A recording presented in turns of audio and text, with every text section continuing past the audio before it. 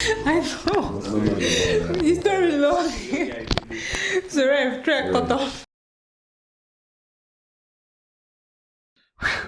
Okay, let's start from the beginning. 29th this January 2012, we just came in. We had our first ever meeting at Millennium Park. Fast forward, we went to Mama Cass. We were there for about a month. And then we got that space, uncompleted, no windows, no doors. For me, it really didn't seem like the picture I had in mind coming into Abuja. But all the same, we had to learn how to make the best of what we had. God provided. Someone's name that will always come up in our history is the man, Reverend Engineer Ibawe. He was there supporting us financially, spiritually, giving us counsel and nudging me on. He will spend times and times, those moments I would cherish for a lifetime. And I trust God that someday we'll go say a big thank you to him. And so we started church teaching and continuing. 3 years down the line, I knew in my spirit a year before, and the Lord had already started telling me that it was time for us to reposition in the city, a much more comfortable place for God's people. And so we moved to Rees. That was 2014.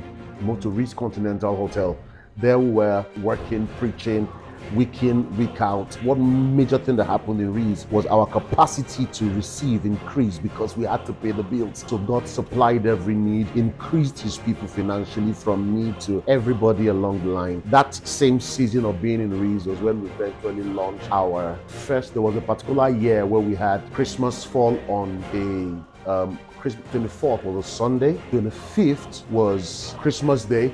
And so for that 25th day, we said, no, it would be religion to go having another service that day. So we said, why not? Instead of staying back in church, why don't we do 500 meals at Christmas? So that's how we started. So we started with, that's how the first ever meals at Christmas started, with 500 meals at Christmas. 500 meals at Christmas. At Rees also, we had our Jesus on the Streets. It was a beautiful event. We held that at Millennium Park, set up full stage, full sound. It was such a beautiful experience. We had Freckle Mo, we had Dunsin, Moyekon, we had Ima Onyx, and then and the Amazing Bridge was also there. It was new for us, but yet it was quite impactful. We were able to reach people with the gospel of Jesus outside the regular shows that we had. And then from there, we continued. The meals at Christmas has grown. Last year we had our all high where we did 1,680 plates in one day, partnering with my brothers from House of Kings, Pastor JT Bakare, as well as Pastor Jesse.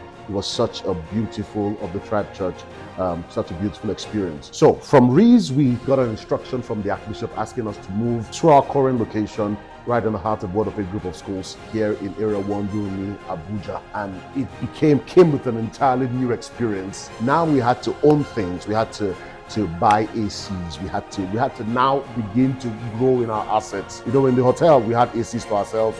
We didn't need a power generator because the hotel was supposed to give us that. We didn't need a couple of things, chairs. We didn't need chairs.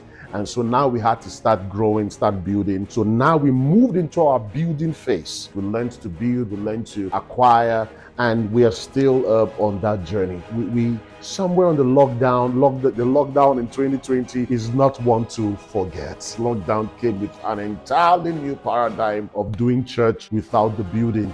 And so we had to evolve. I remember us recording from my sitting room to our brother Dave's house, to church, back to Dave's house. It was such a beautiful learning experience. We had our morning shows, morning prayer time. We called it SOAR. It's been an amazing experience through these 10 years. And one of the things that I've noticed is that we've had a 4-year circle. Every 4 years, almost 4 years, there will be a turn, there will be a shift, there will be a stirring. And we just came to another point where we got another stirring, and we have experienced an upward flight in church. The hearts of our people warm, people coming in, new faces, new families joining in. This year alone, I've had about 4 or 5 families come and say, Rev, we want to come join you and you be our pastor. So it's been an amazing journey.